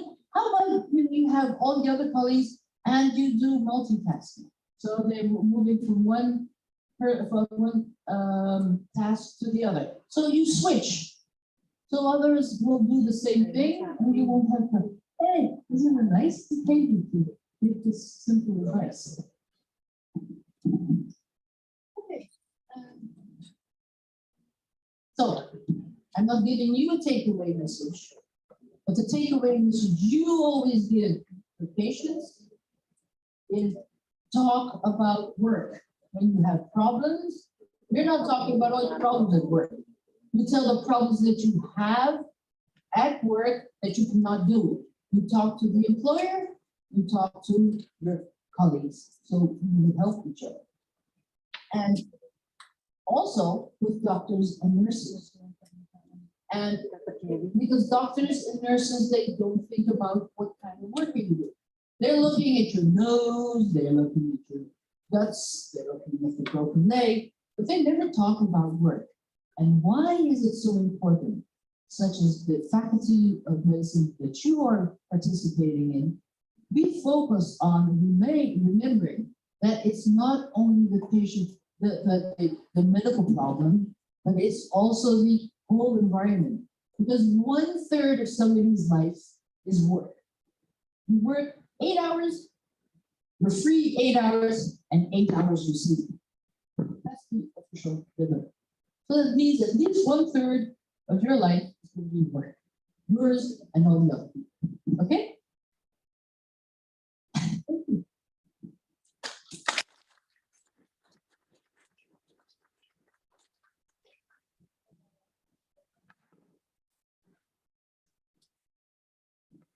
It was very interesting, and we have still time for some questions. If you would like, you can ask in English or in Bahasa Indonesia, it doesn't matter, she understands.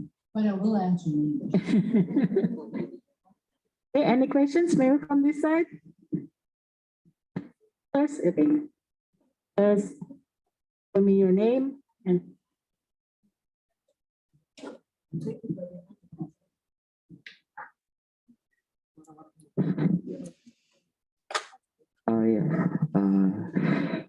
Forget, my name is Ferry Ardiansa. Thank you for your lecture today. Maybe I want to ask a question. The question is about insurance. It's about occupational health. As we know, COVID-19 is a world problem. And then in our ministry say that COVID-19 is occupational disease. So when the worker have a COVID-19, BPJS cover that. Maybe my question is, okay. In our minister say that COVID-19 is occupational disease in special job, in medical personnel. So I want to ask, in Indonesia, COVID-19 is recovered by BPJS for worker. Do the Netherlands have the same insurance like that? If have, what the kind of insurance, but the type, and how is the regulation to claim that insurance? Maybe that. Thank you. Great question. Thank you very much. Yes, COVID-19 has affected, especially healthcare workers all over the world. You died, many have gone, most survived. And we also have the big problem that 1 in every 5 people who had COVID actually have a big chance of having long COVID. So with the long COVID, you have a lot of fatigue, loss of memory, you don't feel well. And what we have in here in usually the BPJS data, in the Netherlands, it's a bit broader. What we do is everybody, doesn't matter what kind of illness, disease, and if somebody cannot do his or her job, there's a guarantee that you get, whatever happens, you get 2 years of your last salary of at least 70%. the next step is that if it is caused by an occupation, it's an occupational hazard, or it's caused by an hazard, or an occupational disease, or an occupational accident, then they say that it's 70%. Most employers will pay them 100% for 2 years, then they will lose their jobs. But then you go into the private sector of law, and there are insurance, most employers are insured for medical problems, so medical disease, and they can go into court and get a restitution. But the most important thing is you try to help the people to, whatever happens, to keep their jobs or part of their jobs, or try to make an assessment of what kind of work can the person do. And if it's caused by because the people are getting enough, money, we don't have this culture of suing as much as you have in like the States. Because the people will be able to keep a certain standard of living. So 70% is not bad at all. This is a general answer. I won't go into depth right now. Maybe later we will talk about insurance plans and I'll give you all the details. Thank you, Lailana. Yeah, later I can answer, but we continue first. Is there a question from this side? Oh, there first, okay, no free.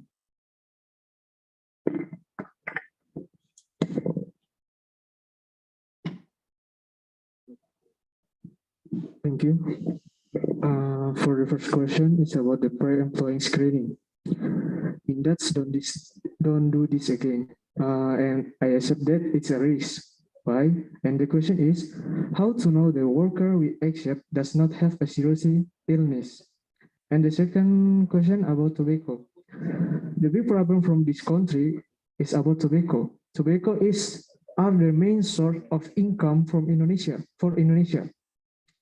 And the people from Indonesia have a mindset, when the money is left and they must be choose between food or tobacco, yeah, they will choose tobacco. And the question is, what do you think about that? That's it. Thank you. Yes,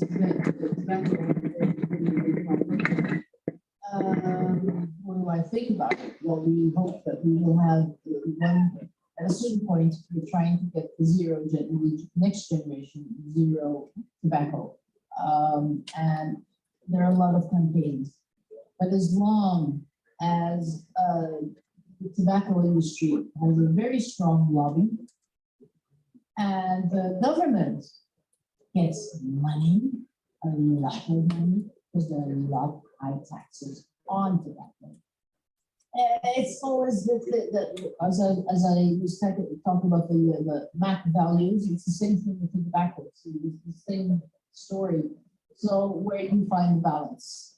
And it's so difficult to convince people like stop smoking or don't even start smoking. But we do a lot of campaigns. You have all these medicines that you have, all kinds of treatments, but somebody has to be committed. You have to be able to convince the people that it will improve their health. And the problem is it's in the long run. So it's always a big struggle. The only thing you can do is keep on repeating it. And one of the things that we do in Europe now, we're not allowed to have any ads on tobacco anymore. No big signs. But these influencers smoking. We're not allowed to have that anymore. And taxes are going up and the price is going up. But the problem is they import it from these 2 European countries, and through that it comes from Indonesia, from other countries. A big smuggle thing. It's a big problem. But it does help. It's not allowed to be on television anymore, and they're not allowed to have any signs anywhere. And in most, in restaurants, you're not allowed to smoke, and the shops or the government buildings or whatever, never, ever. Does that help? A bit. Yeah, for the first question about the And the pre-employment. It's called privacy, and you're not allowed to discriminate. Two things. So if somebody does have a problem, so what? Somebody with cancer doesn't have to tell me, and I can do the work as long as I don't have cancer anymore and I have a chronic disease. But it's the only thing is that in jobs where it will be a hazard for another party, if something happens to them, pilots, bus drivers, firefighters, divers, then you do the claim. The problem is, it's, as I said, it's privacy. Nobody, you're not talking, we're just looking at the capability of that person, their knowledge and their experience. And you're not talking about medical problems anymore. But what you can do, and this is what you have in Indonesia, we do the delivery, but it's not allowed to make the decision of are you going to be accepted or not in the company. But you can call it, it's the zero, it's the first baseline of your health. And then you follow the health, and if something is there, then you have the occupational physician to give you advice on how to prevent you from getting the illness, for worsening, and how to prevent that you cannot go to work, even though you do have the disease. Okay. Thank you, Dr. Lailana. One last question, if there is any. Please. Oh, maybe one from the lecture. Please let me ask you in Bahasa Indonesia so everybody, especially students, understand what I'm asking about. Salah satu penyakit akibat kerja yang banyak diderita di dokter gigi adalah saraf kejepit. Kalau orang Indonesia bilang, ada yang mengatakan itu sama dengan HNP, hernia nukleus pulposus. Terus bisa di leher, bisa di punggung, bisa di pinggang. Seandainya saya sebagai seorang yang ingin melakukan penelitian, berapa persen sih dokter gigi di suatu tempat, misalnya di kota Tangerang atau di mana, yang terutama dokter gigi muda, yang tahu risiko kerjanya, yang aware terhadap kemungkinan terjadinya penyakit akibat kerja seperti itu, dan yang melakukan upaya-upaya pencegahan. Sebab saya dengar dari seorang dokter rehabilitasi medik itu, pencegahannya sederhana, rajin berenang gaya bebas saja gitu. Nah, tapi pengalaman saya sendiri, saya tuh baru tahu kalau pencegahannya sesederhana itu dan ada penyakit seperti itu setelah saya sendiri kena di leher gitu ya. Tapi terlambat, sudah terlalu tua. Nah, saya pengen dokter-dokter muda itu aware dan mereka melakukan upaya-upaya pencegahan. Tapi saya butuh baseline data. Yang pertanyaan saya adalah, penelitian macam apa yang paling sederhana, paling ekonomis, paling simpel untuk menjawab pertanyaan berapa persen dokter-dokter gigi muda yang tahu risiko penyakit akibat kerja sebagai dokter gigi seperti itu, dan apakah mereka melakukan upaya-upaya pencegahan terjadinya hal seperti itu. Apakah dengan survei, mendatangi satu persatu dokter gigi, ataukah cukup dengan mengirim surat, baik pos ya, dengan surat biasa, atau bagaimana? Thank you. You understand the question? I understand the question. Thank you for the question. Now, what we do, especially not only dentistry, but in all the faculties, there are modules where they train the young doctors, the doctors to be, and the dentists to be. They have a module on occupational health. And they teach them from the very beginning of all the hazards that you can have, so that they realize what they have to do and what the possibilities are. And after they finish their studies and they have their own practices or they're working somewhere, there are very many regulations on how a dentist's office, and the dentistry has the working place has to be.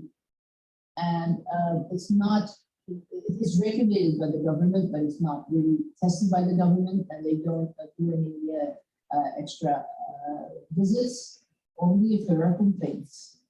It's the employer who is responsible to make sure that the dentists, everybody, not only the dentists, but also the nurses, the assistants, that they are doing their job in the proper way, physically and the mental condition. And they have there are quite a few modules that they have that they repeat every 2 or 3 years, and they really strongly advise everybody to follow them. So what you do see is that it's a huge institute, and there are a lot of companies giving advice to the dentists and trying to improve their physical positions. Because it's not only the pay that they have, they get a lot of problems with the hips, with the shoulders, with the neck, and also the mental pressure. Because what you see, at least in the Netherlands, one of the highest rates of suicide is among dentists. They do it for years and years, and then they get into the midlife crisis. Do I like my work? Do I like my wife? Do I like my life? And then they don't. Does it answer your question? Okay. We don't have in our curriculum, about prevention of our own profession in the. And also, but your question maybe by doing research, on any knows about the occupational hazards they have and occupational illnesses. I think you can do a survey with Google Forms. Now there are many, and to thousands through the organization of PDGE, maybe, and send the form. I think then you can get the answer. Because I have been invited by PDGE as a resource person, and there are many dentists who have problems. Actually, that one seminar only. Good idea if you do survey on that. It would be lovely. It's a great topic for also all of you. Research is so important in your studies and in your life. It's not just the pumping in knowledge that you are going to get. You have to be able to know how to do research. So maybe it could be also for the student. It could also be for the students a nice opportunity. As you don't do that, it's so big. You do it as a group. It would be perfect for a thesis. Okay. Thank you very much, Dr. Lailana. I think we come to the end. We want to add time. Okay, one more thing. A short question. Good afternoon, doctor. My name is Aniva Amalia. First of all, I would like to thank you for the amazing presentation. So if I may, I would like to ask you a question. So in Indonesia, the awareness of occupational health is not as good as it is in Europe or in the US. Well, in bigger companies, there are occupational health regulations, there are occupational physicists, and there are PPE that are provided by the companies. But in some smaller companies, they care less or they are not aware enough about the importance of occupational health. So my question is, what can we do as medical students or later as medical doctors to help raise the awareness of occupational health in workers? Thank you, doctor. Great question. Thank you for that. It's really an important question. Here in Indonesia, the informal sector is much bigger than the formal sector. And that is a huge problem, and it's a huge challenge. One thing I am predicting, because the socio-economic status of Indonesia and the growth of Indonesia, the economic growth, and with economic growth, we grow in every which way in Indonesia. You will see that the informal sector will become smaller and the formal sector will grow. But in the meantime, they need a lot of information, and through the Puskesmas and through you students, I really hope that you will do research, but also make some, think about projects on how you can give more information on occupational health to the smaller companies, to groups of people in the different villages, in the more remote and rural areas. Because everything here, we're in Jakarta. Jakarta is not in the need. This is a Jakarta. The Netherlands has 17 million people. Jakarta has 17 million people. So it's not. It's a world within a country. So we can't. The most important thing, everybody has to just go out, go into the rural areas, and also discover Indonesia. Indonesia is a rural. Okay, so I hope that you will try to find some projects that you can do and try to, especially prevention, especially explaining, especially education to the people. And it's repeating and repeating and repeating. That's the only thing you can help. I can do. Okay. May I have one last question for you, Dr. Astrid? For me? Yes, Okay. because the first question we talk about the BBGS, the insurance, and it's quite different. And I'm sure you know much more about that than I do. Okay, so answering your question, I want to, but okay. So actually for COVID-19, the regulation of the Ministry of Health, as long as it is caused by the work,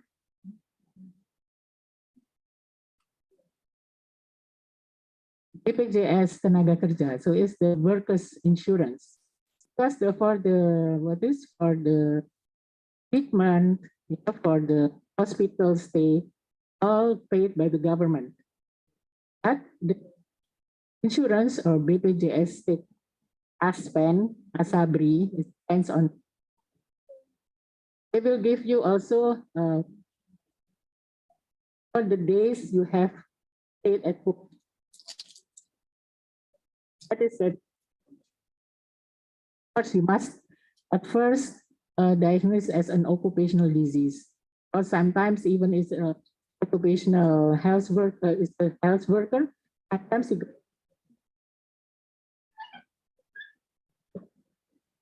depends on what if you are government assistant, then it.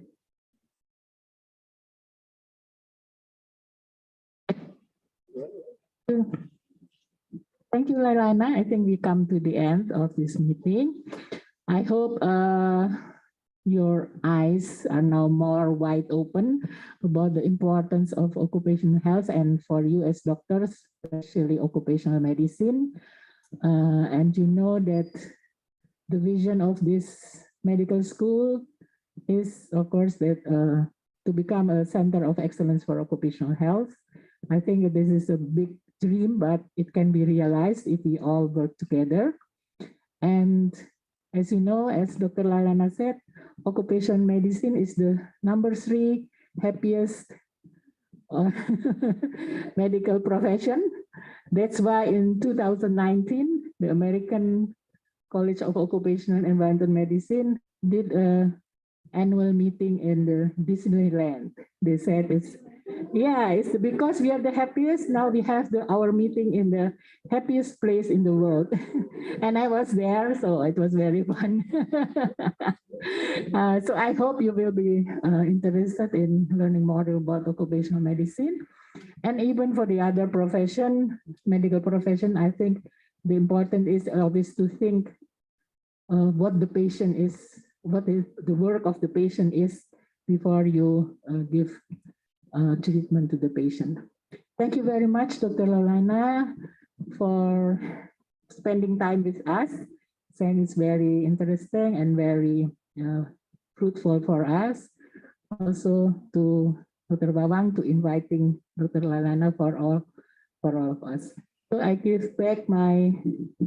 Thank you. Giving applause for Dr. Lailana and Dr. Astrid. Thank you for your very good lecture. May all of us get the value and benefit from the lecture. Next again is giving a souvenir from Medical Faculty of UHAMKA. I will invite to Dr. Lailana and Dr. Lawang for giving a souvenir. Maybe have to take a picture.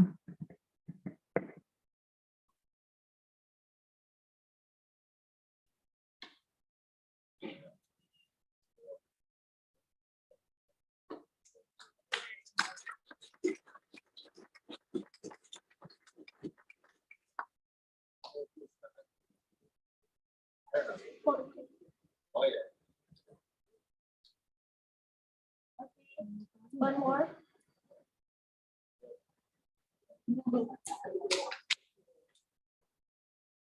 Thank you very much. Thank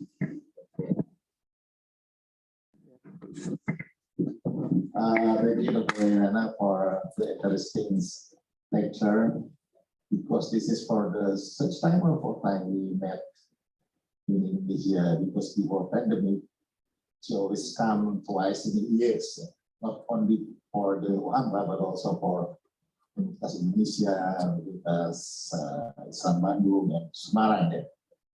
But I have one story, because you showed us the picture of cigarette. You know, on the cigarette packaging, there is words. It is very dangerous for health and the cause of cancer, heart attack, and blood restriction, and so on and so on. From this time, I stopped to read it. Yes, it was dangerous and smoking this. Yeah. Jadi anak-anak, how many students would like to go to Netherland to study further about the occupational health? From the 4th years. How many students? Because Dr. Lailana, we would like to send them for the study about occupational health, maybe 2 or 3 weeks. You know about the occupational health for the world and compared to Indonesia. We have a program like that, but depends on we can accept them or not. I hope that we can continue our collaboration. Berapa orang yang kira-kira berminat dari semester terakhir untuk belajar itu? Sudah lama pun, 2-3 minggu gitu. The summer course in the winter, Yeah. those PA. Some workshop or some summer camp like that ya. Berapa orang kira-kira? Kalau misalnya nanti ada yang banyak ya, kalau ada yang berminat nanti ya, karena itu merupakan bagian dari program kita 5 minggu occupational health. Jadi kalau Anda misalnya 3 minggu di sana, ya nanti sisanya 2 minggu di sini. Harus tidak boleh dihabiskan minggu. Tapi bayar sendiri ya. Tidak dibayar dari institusi. Ya. Saya kira nanti kita bicarakan lagi dokter Zahra nanti kalau ada yang tahu. Ya Dr. Lailana, is it possible? The possibility is okay. Thank you very much for Dr. Lailana. Thank you very much for Dr. Lawang.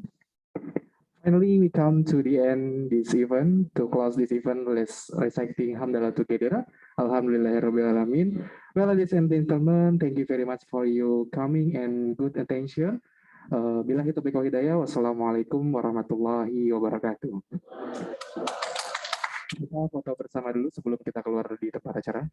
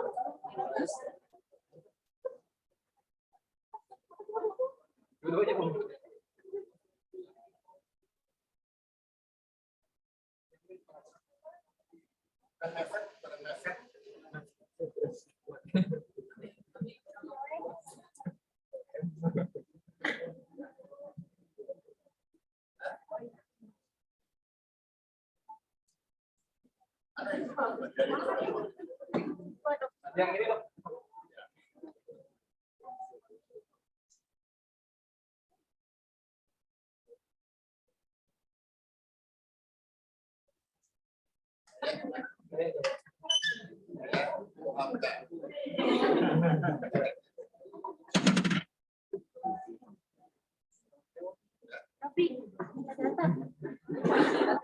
Lewat WA aja.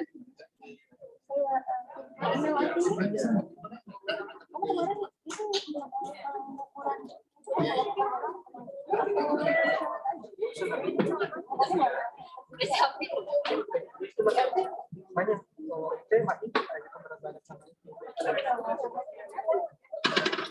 Kemarin sih saran Novi itu sarannya masuk nanti pemeriksaan kayak jadi ini visi itu ya pas jurnal tambahan kamu. Siap. Masih ini ada orang sih kan nanti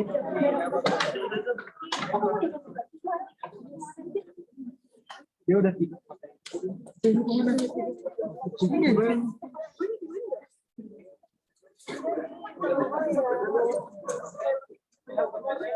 Pak kemarin jalan bahasa cek.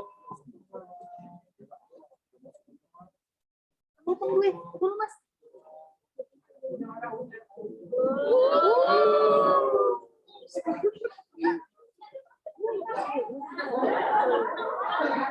Mana uknya? Hampaknya mana? Mana hampaknya? Ayo dong.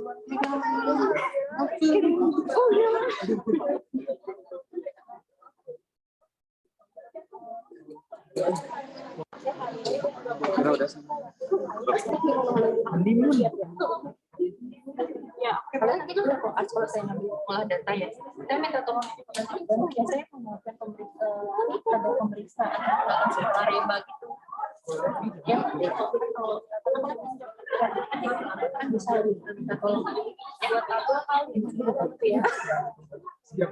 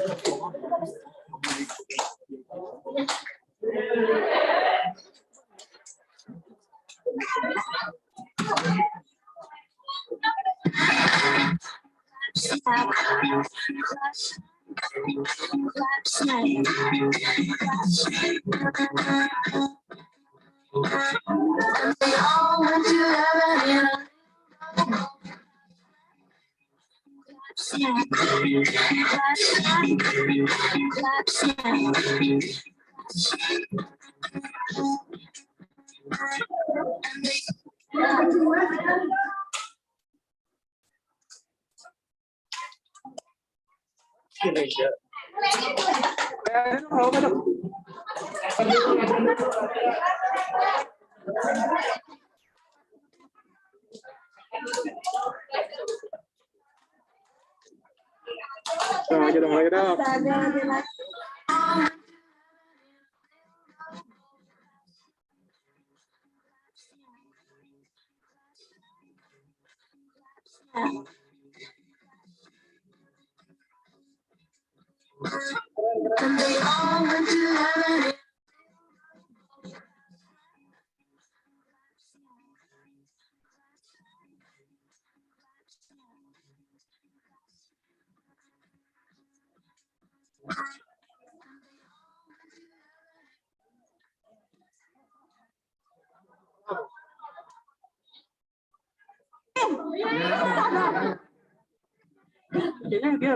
Aku juga harus.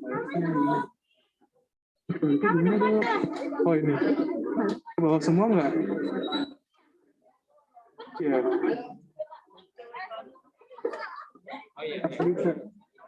Kalau nggak gini-gini, Pak. Nanti, ya. Coba dulu latihan. Kan ya. Coba dulu dok, coba dulu.